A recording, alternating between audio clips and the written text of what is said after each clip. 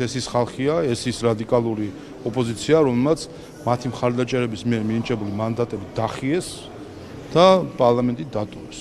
ასე რომ მათ არანაირი ანგარიშვალდებულება ქართული ხალხის და მათ შორის საკუთარი მხარდაჭერების მიმართ არ გააჩნიათ და ამაზე ვსაუბრობდით ზუსტად, როდესაც ვამბობდით, რომ მანდატების დახევა ესე უპირველეს ყოვლისა საკუთარი ამორჩევლისთვის ამ მანდატების სახეში შეყრა.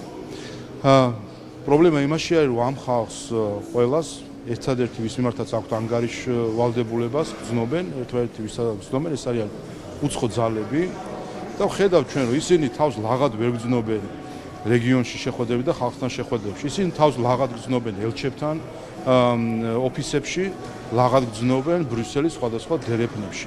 ეს არის მათი ბუნებრივი გარემო, ვინაიდან საიდანაც იღებენ დაკვეთას, მათ მიმართ გრძნობენ საკუთარ ანგარიშვალდებულებას და ის დაკვეთა, რაც მათმა ამორჩეველმა მისცა 2022 წელს, ნახეთ, როგორ მოეპყრენ ამ დაკვეთას, მანდატები დახიეს და გადაყარეს ნაგვის ურნაში. აი ეს არის მათი დამოკიდებულება ქართულ საკუთარი ამორჩევლების და მხარდაჭერის მიმართ.